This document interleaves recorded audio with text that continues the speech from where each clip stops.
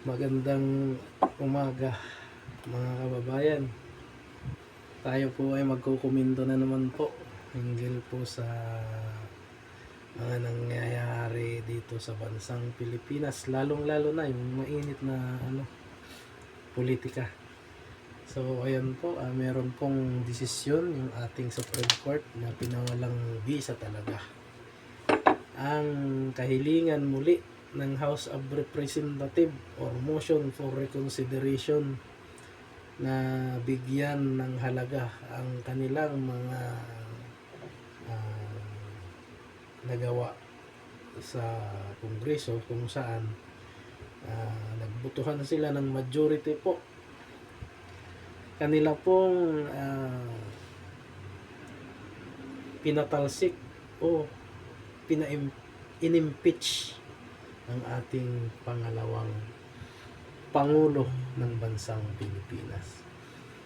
So, ang saad po ng ating Korte Suprema, ito po ay unconstitutional. Dahil po mayroon pong mga bagay-bagay na hindi po sinunod ng ating House of Representatives para sa impeachment ng ating pangalawang Pangulo ng Pilipinas.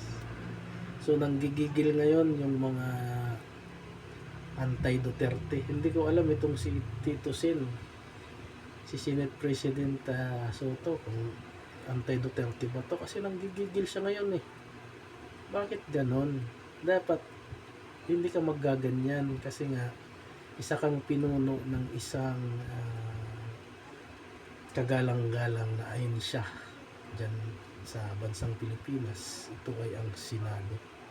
Ikaw yung pinuno, dapat maging neutral ka para makita ng mga tao na ang iyong mga ipinaglalaban ay may mga diin, hindi yung dahil lamang sa sabi ng ilang grupo na, hoy, kundinahin mo naman yung Korte Suprema. Hindi ganon. Dapat maging patas po tayo. Huwag po natin dalhin yung dahil nandiyan ka na si Senado, tama na yung pagiging politiko. Ikaw po ay dapat maging huwaran bilang isang mambabatas, diba? Maging maging patas, diba? Huwag niyo pong bibirahin yung ating Korte Suprema dahil ginagawa lamang po nila ang kanilang mga trabaho.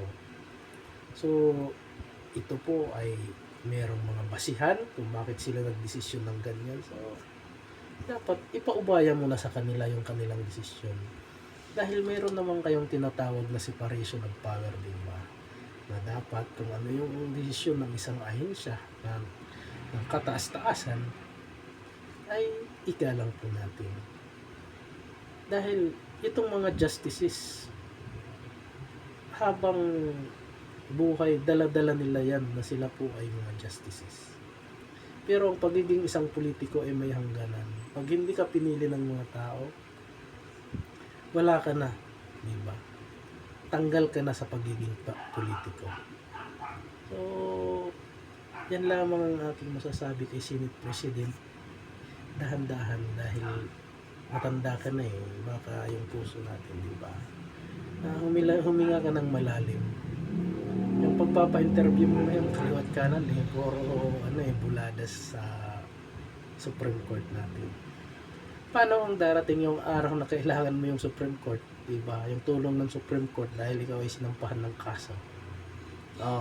Tapos hindi mo nagustuhan yung desisyon ng mababang kapulungan, ay mababang korte natin, dudulog ka sa Supreme Court, diba? So, yan, kailangan maging pantay lang tayo, Sir President, ha? Hinahinay ha. So, ayan lamang po at maraming salamat.